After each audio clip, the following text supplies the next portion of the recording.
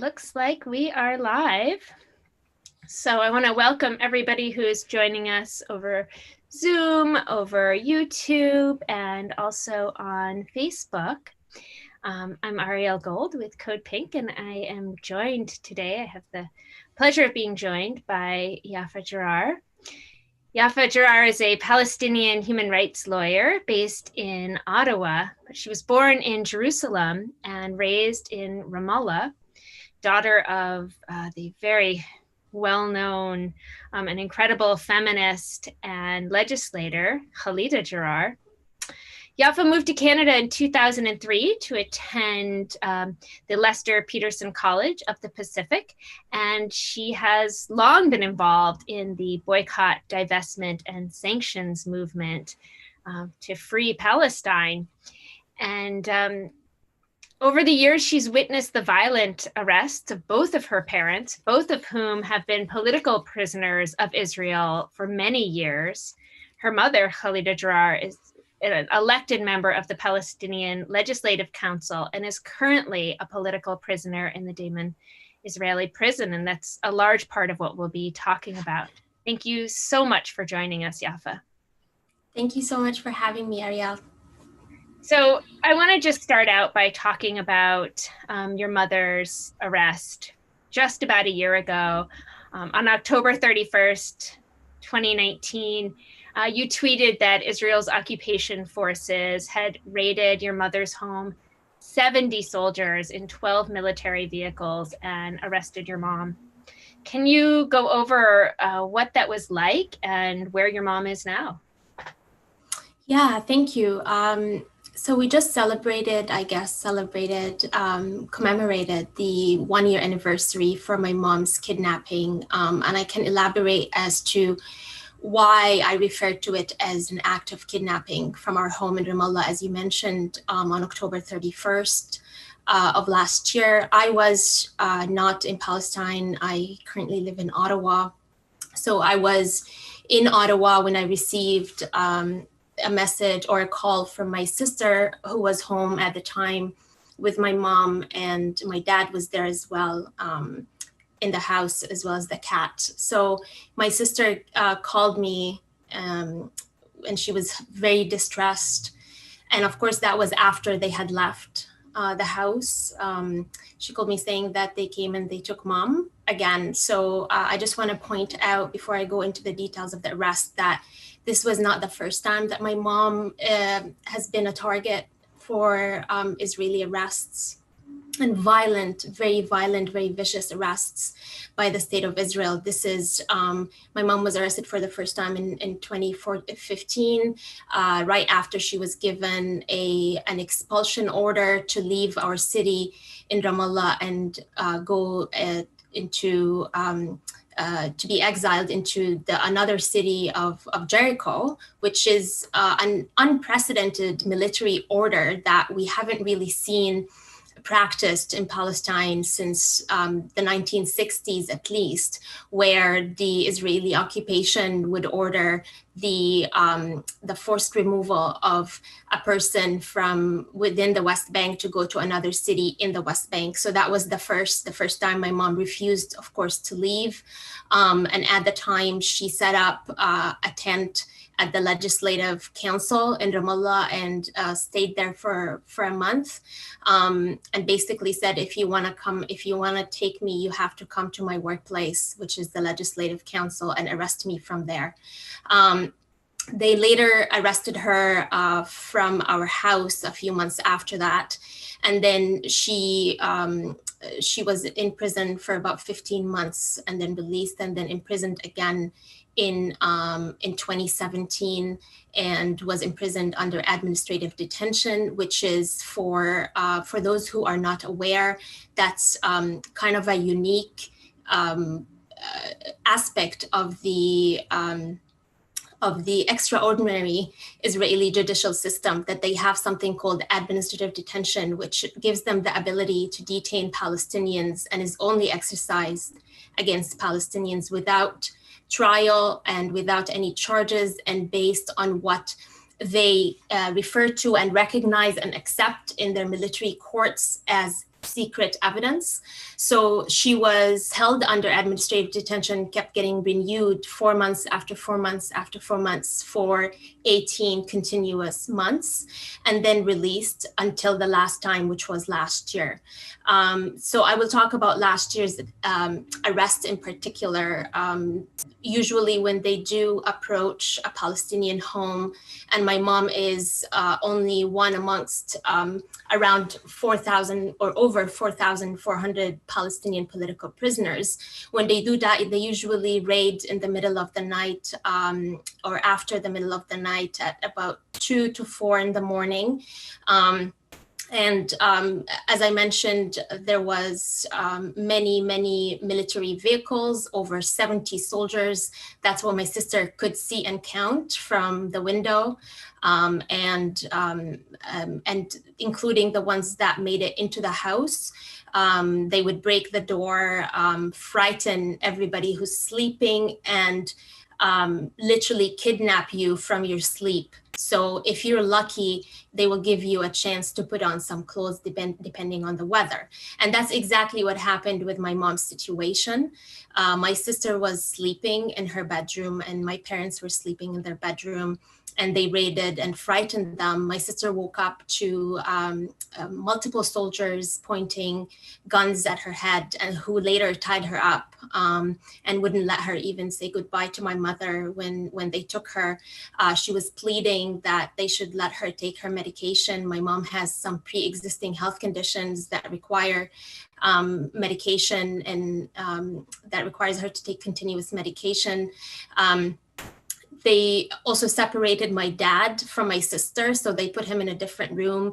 Nobody knew exactly who, they knew they were coming for my mom, but my mom wasn't sure if they later arrested my sister after her or my dad, or what happened to them. By the act of kidnapping, for over 24 hours, we had no idea where my mom was. The lawyers couldn't find out. They were calling different prison administrations and their connections to find out where she's being held. We found out later that she was put in interrogation for a few days before she was transferred to Hasharon prison, and later on to Adamun prison, which is where right now all of the women political prisoners are held. And today we have around 40 or more of these women prisoners. So that in a nutshell is the story of the day of the arrest. Since then, my mom had appeared in Ofer military court between 10 to 12 times, and each time the court date is postponed by the Israeli prosecution. They haven't been able to present any evidence against her. It has become very clear to us that they're really struggling to find something to justify her arrest. This time she hasn't been given administrative detention, but she's still being held without any charge. And again, her court date continues to be postponed, so no trial. And I just want to say one last point on that in regards to trial. When I say trial, again, I'm referring to an extraordinary military judicial system that exists in Israel, which means that the court that my mother appears before is the judges who sit in that court are all active or previous military personnels, and many times they would appear in their military gear and uniform. So we're not talking about separation between the legislative, judicial, and executive branches like we have here in Canada, or in the United States. That separation really doesn't exist in Israel to a very great extent, which makes the very nature of those military courts, in my opinion, illegitimate, unfair, and extremely dangerous. So not just in your opinion, but I think it is reality that these military courts are unfair. I myself have been to Ofer, and you feel it, right? When you walk into that courtroom and the judge and the prosecutor are all part of the military, and you feel the racism and I want to point out to anybody who's listening who's not aware that this system, this military court system, is only applies to Palestinians. Settlers who live illegally in the West Bank do not live under this system. When they are arrested, they are subject to civilian law and civilian courts, very much like we have here in the United States and Canada. But Palestinians who are arrested by the Israeli military are subject to this military court system. Can you talk to us about what makes your mother such a threat to Israel that they would repeatedly arrest her without even having charges? And tell us a bit about the history of her political career. Yeah, so my mother represents everything that Israel deems as threatening to their current settler colonial system and apartheid state. So as we know from many histories of colonialism and places of occupation, it is in the interest of the occupier and the colonizer to maintain issues, for example, that have to do with gender-based violence, gender inequality, racism, classism, economic inequality within that society in order to practice extreme control over that society. And that Israel is not unique to that, and absolutely is not excluded from that practice. So my mother being a feminist, a strong woman, being a secular, being very popular and loved amongst Palestinians, and particularly in refugee camps inside and outside of Palestine, having tirelessly worked throughout her adult life to advocate and advance gender equality, gender-based equity, and advocate against sexism and gender-based violence, whether in her work as a legislature through legislative and constitutional challenges and reforms, or as being also a community human rights activist and advocate. So before my mom was elected to the Legislative Council, she was the director of a Damir organization for political prisoners and human rights. And before that, my mom worked for the UNRWA with refugees. So basically her whole adult life has been about advancing the rights of Palestinians, of women, of the oppressed. And having her in that position, having her very influential, and particularly amongst young Palestinians. My mom is also an educator. She's a mother, she's a friend. She has represented Palestine talking about human rights violations in many international conferences and avenues. She has recently been described in an article that was published about her and who she is as a person, as somebody who is not easily provoked and responds to absurd statements and irrational acts with a smile and a sound convincing answer. It is no coincidence that my mom was arrested the first time only days after she sat on a committee within the International Criminal Court that would investigate the violations that Israel commits against the Palestinian people. So all of these things combined for Israel is a threat, right? That is absolutely something that they're not interested in. That is something that's standing in the way of them completing their apartheid, colonialism, and control over the Palestinians. That to them is a headache. And they have expressed those words to my mother multiple times when they would invade our home. They would tell her, "You're a headache and we wish you would just go away."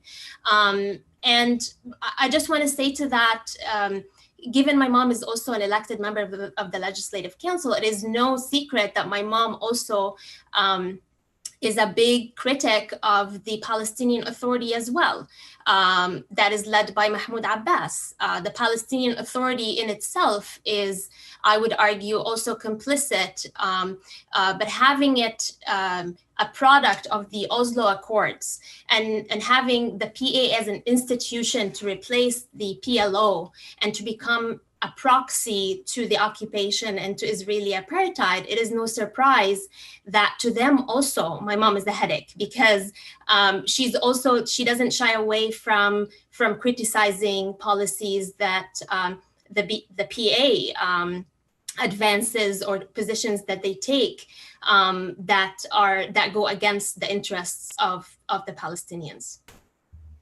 I absolutely agree with you, and your mother is not the only Palestinian activist, human rights defender who the PA has gone after, because Israel in itself is very invested, is dependent on being able to frame Palestinians and Palestinian society. Their Hasbara, their propaganda, is very invested in being able to say that there aren't women leaders and that there's no real, no ability for leadership. And so when women rise up and when Palestinian society rises up, that's a real threat, much more of a threat than the PA could ever dream of being or would ever want to be. Can you talk about some of the interactions that your mother has had with the PA? Interactions. I mean, she works with representatives from the PA in her capacity as a member of the Legislative Council. So, some members are her colleagues, but that doesn't mean that they politically agree, right? So, just like any parliament operating, she would be opposing their motions and their policies, and they would be opposing hers. In many ways, and she's also vocal about her criticisms of, for example, the PA's exercise of the security coordination that happens between the PA and Israel, which is the reason also that Israel was able to enter into Area A, into the West Bank, into the city freely and without any objection. So in that sense, we can see them saying to the PA, we're coming in, we're coming to take her, so move out of the way for us to come in. And that's really a simplified way of exactly how it goes. But I do want to go back, Ariel, if I may, a little bit to the gender point, because I really do believe that the situation with my mom, but also the apartheid regime in general, it is very much so a gender issue. It is very much so a gender-based issue.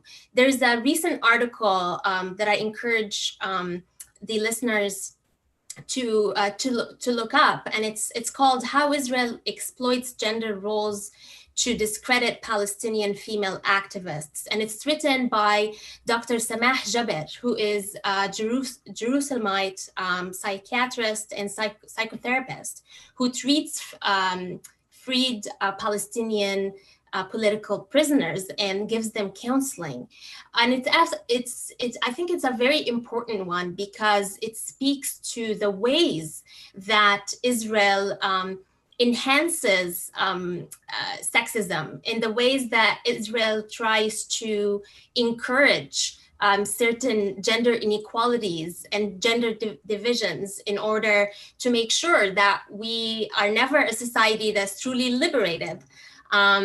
And I think my mother's example is not unique to these attempts. Same with Israel's attempts to keep us or make us illiterate through their attack on education, etc. And we can see that also for prisoners inside prison, in particular women prisoners, not being allowed to build a library, for example, not being allowed to continue their education, all of these things. And I hear that your mother, while in prison, has continued her advocacy as both a feminist and as a defender of political prisoners. Yes, absolutely. And that's one of my mom's big projects inside prison, is to make sure that the women and girls in there, because some of them are under the age of 18, have their educational journey continued. A lot of them, of course, as you know, are in there, especially the younger ones, are missing school. And in many cases, they're missing years of school, and also unable to get into university after that as a result. So what my mom did and was allowed to do through the Ministry of Education, because she has higher education, is to teach and supervise the official exams for them to graduate high school from inside prison. And I mean, speaking to many of the young prisoners who went through that program and then later were released and had their high school diploma and were able to go to university without, having missed all of these years of education, is absolutely and extremely powerful, that form of resistance to this process. Having said that, if there is no other woman with them with an MA degree, that process would be impossible to achieve. So it's still a limited way of my mom, helping to achieve that while she's there. But that doesn't mean that, that Israel is allowing those women to continue with their education. I mean, we know they even they bomb universities. They have checkpoints between cities and villages, preventing students from getting into their schools. I couldn't go to my own school during the second Intifada very freely. We had to be studying in alleys and in secret. Every neighborhood kind of collected the teachers that they have in that neighborhood to teach the kids in alleys and in their living rooms. So as much as they try to suppress our education journey and our hope to actually achieve those things, as much as also the Palestinians come with creative resistance to that. You're muted. Thank you. Absolutely. And prisons in Palestine have to become a source of resistance, because there's often that accusation of, where are the Palestinian leaders? Where are the Palestinian feminist leaders? Well, they're in prison for being exactly that, for being leaders, for being feminists. And so the prisons become a place of resistance. Actually, sorry, Ariel, on that, you reminded me, because many times when I would give talks and what have you, there's always this person who would say, what you Palestinians need? You need a Nelson Mandela.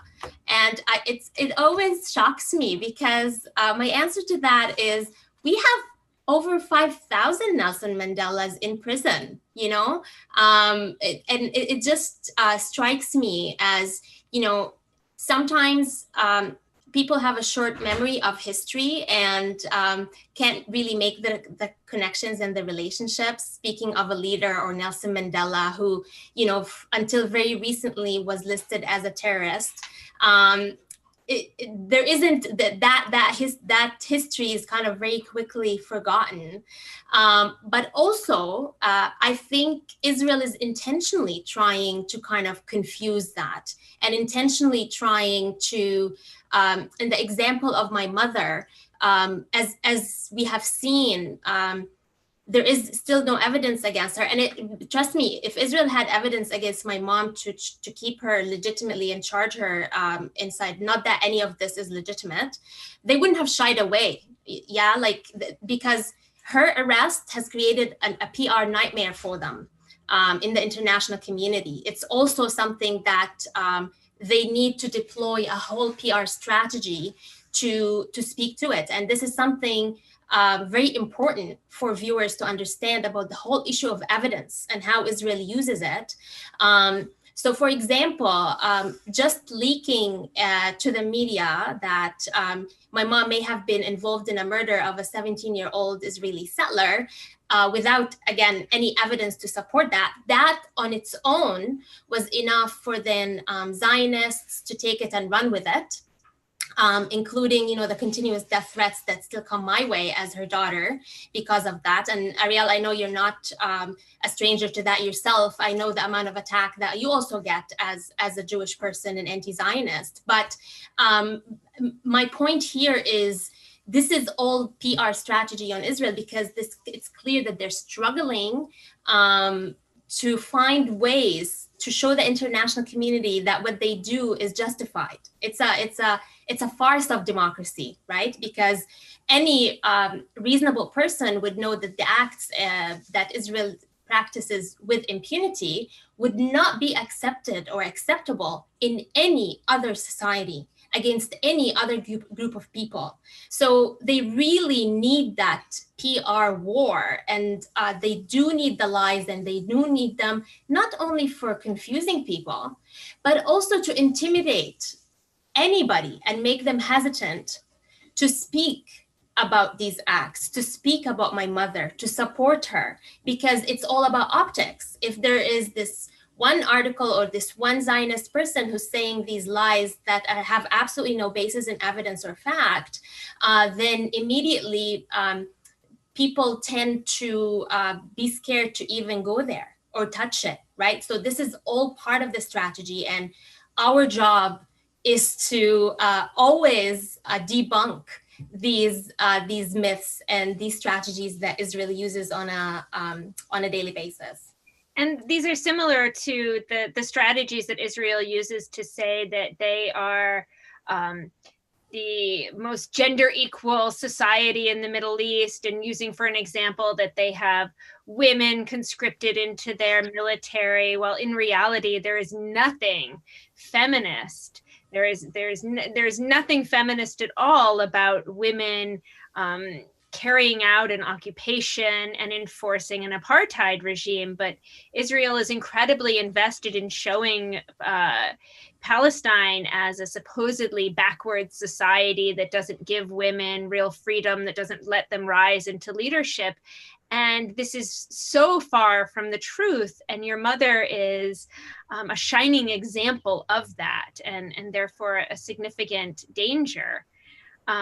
Now, speaking of Israeli society, we here in the US, with it's election day. And for anybody who's watching, I hope you have already voted today. And if you haven't, please make sure to get to those polls.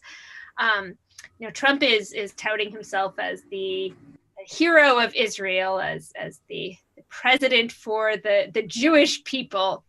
But really, he's neither a friend to the Jews and certainly not a friend to the Palestinians. What has it been like for your family these past 4 years as Israel has been given injections of steroids to just put their apartheid system on steroids, and they very much have? Yeah. So regarding the tonight and what's going to happen tonight, there's many people who are saying whoever wins tonight, the winner is going to be Bibi Netanyahu, right? Doesn't matter. For the Palestinians and in regards to the Palestinian issue, right? Doesn't matter. Bibi is the winner for the Palestinians and any Palestinian issues for tonight. However, we can't ignore the harm and destruction and potentially murder and oppression that the last 4 years under number 45, because I can't say his name and I don't want to say his name, Americans as well as the rest of the world has witnessed. We can't ignore that. In terms of the effect on me and my family, one thing that number 45 has done is to empower fascists, is to empower white supremacists is to empower bullies, such as those who take out to practice the policies of the state of Israel and carry their guns to do so, right?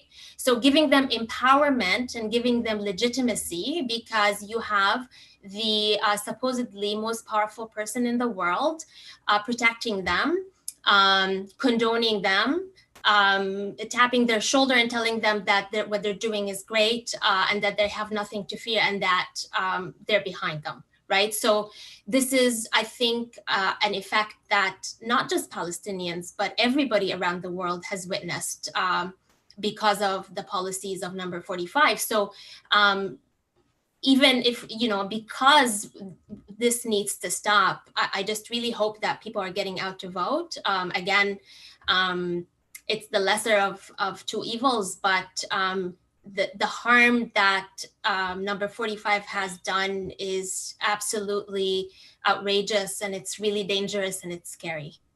We should keep in mind as we talk about this harm, and as we talk about the way Israeli society works currently, while American Jews have been, over the past few years, moving away from Zionism, moving more and more away from Zionism, moving towards support for Palestinian rights. And we see this in who's elected to Congress, and we see this in polls of American Jewish opinion. Israeli Jews have been moving in the opposite direction. And it's really an upside down picture if you poll Israeli Jews and American Jews in terms of support for Trump. While in the United States, the vast majority of American Jews have voted Democrat for many generations and are supporting Biden. In Israel, the Jewish population, the Jewish majority that's ensured through denial of citizenship and denial of voting and through apartheid, are supporting Trump and have been, pulling out the stops to say they want him to get reelected. And this is part of that system that has taken hold there, that is reliant on the oppression of an entire population to maintain its system of apartheid. Yeah. Now, all of that said, when we listen to Joe Biden lately, it's hard to, or ever, it's hard to tell too much of the difference between his and Trump's positions towards Israel. And he will say over and over again that he is a great friend of the state of Israel. So we know that if Biden wins tonight, that doesn't mean a big change for U.S. support for Israel. That certainly doesn't mean a cut in U.S. military assistance to Israel. And so we have to rely on other tools. We have to rely on people power, on pushing our society here in the United States, in Canada, and around the world to enact change. And I put CODEPINK's action in the chat box. We have an action for folks to contact their members of Congress and ask them to speak up for your mother. But if you could talk about what else we can do to support both her case and the Palestinian struggle for freedom and equality. Yes, thank you for that, Ariel. And I just want to point out to your point about how anti-Zionism is on the rise. Anti-Zionism amongst Jewish people is on the rise in the United States, and same that we see in Canada, right? Because at some point it becomes difficult. And thanks to also so many organizations like Jewish Voices for Peace, Independent Jewish Voices, etc., Not in Our Name, who tirelessly work on saying, not in our name, do not use our name and our history and our experience to justify something that is absolutely inherently anti-Jewish in itself, right? So it's good to see that. But in regards to what can be done, I think just a couple of things I want to say before we conclude. I really like, when you said there's nothing feminist about occupation, explaining pink washing, is the pink washing that Israel uses, and rainbow washing and green washing, and all of these washings that are part of their restructuring in terms of beautifying the image of Israel in the world, because they were realizing that after, years of bombing Gaza over and over again, their image kind of was scratched in the world. So they really need these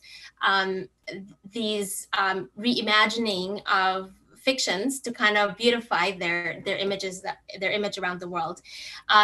Incidentally, today Israel just rearrested Khitam Safi, and I want to mention who is she's the General Secretariat of the General Union of Palestinian Women, and she's a leader in the Palestinian women's movement. And I want to point out that Khitam, the first time, was arrested last year with my mom. So they arrested her with my mom same day, and she was released before my mom, obviously, and then she was rearrested exactly the same day a year later.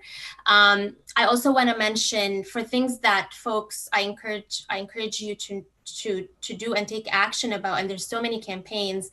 As many of you know, Maher al-Akhras, today is his 100th day on hunger strike, where he's experiencing extreme and imminent serious health conditions.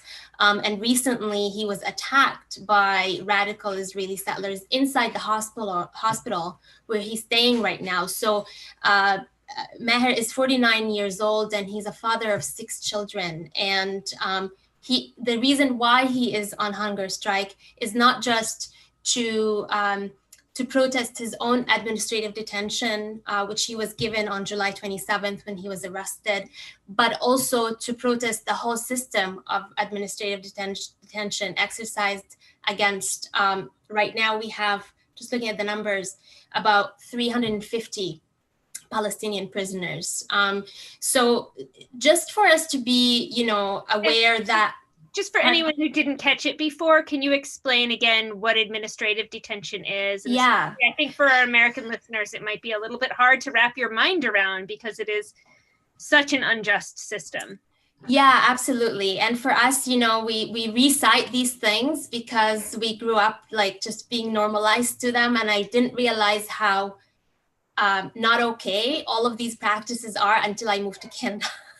Like, we always knew, but I didn't realize the extent of it. And particularly until I learned the common law legal system here kind of solidified many of the issues. But administrative detention in a nutshell, and I invite everybody to visit a Damir website to read more, because they have so many reports and they have so much information on it. But it's basically a system that Israel has embedded within its military judicial system that allows Israel to detain Palestinians indefinitely without trial or charge, and based on secret evidence that not the prisoner nor their lawyer have access to. So basically, you would be detained indefinitely for reasons that Israel deems are secret evidence, but are a threat to the security of the state, but they're never going to tell you what it is. And they can keep renewing your detention indefinitely. And this is why we have prisoners today who serve tens of years, over 20 years in prison under administrative detention. And this is where the challenge for it comes, because it goes contrary, just like most policies of the state, contrary to so many international forums and laws and conventions and human rights conventions and what have you. Yeah, so sorry, I was gonna conclude by what can folks do. I think before we do that, if you could say again the name of the Palestinian woman who was just arrested. We have a message in the chat. It's Khitam Safi. Thank you. You're welcome. Could you spell that? Yeah, the first name is Khitam, and the last name is Saafin. Wonderful. Thank you. And if somebody caught that and was able to type that into the chat for anybody who didn't, we'd love to follow her case as well. Yeah, and Adamir just posted a notice about her arrest. Wonderful. Yeah. Okay, if you can go back to what we can do, and I see the note about her arrest, and I'll be putting it in the chat. Sure. I think well, of course, we have so much work to do, but one thing I want to say is normally Israel acts with impunity because they know that they can get away with that, because the international community, and here I'm referring to mainly, to the diplomatic extent of the international community in terms of state officials and what have you, they know that they've tested them over and over, and they know that they can act with impunity because when they tested them in so many different levels, they got away with it, and there was no consequences to those actions.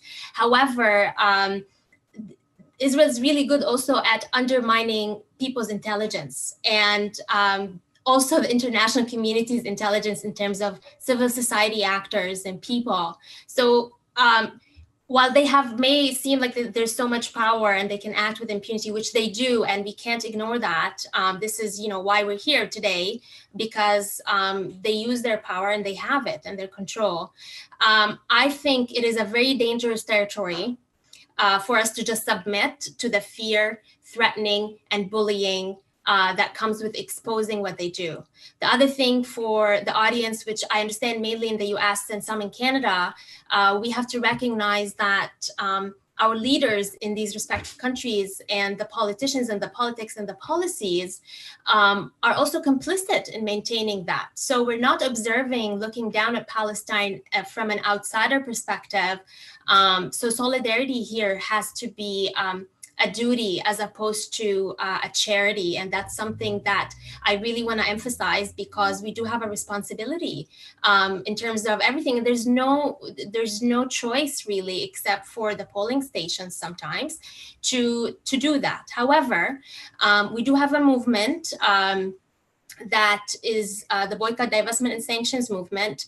And there are so many tools and things that folks can do in terms of campaigns. Now, what Israel is doing is trying to criminalize anybody who talks about BDS and anybody who carries on campaigns against BDS. And again, here we're entering into this dangerous territory of submitting to bullying, harassment, intimidation that Israel uses all the time to tell people that you will be labeled as anti-Semitic if you criticize the policies of the state of Israel and if you talk about BDS, which, as many of you already know, but for those who don't, is an absolutely absurd and offensive, extremely offensive argument and dangerous argument that poses so many threats on so many liberties, on so many people. It's offensive to the Jewish people before it's offensive to anybody else and to their experience. So I encourage you to do everything that you can to challenge that, to not be intimidated,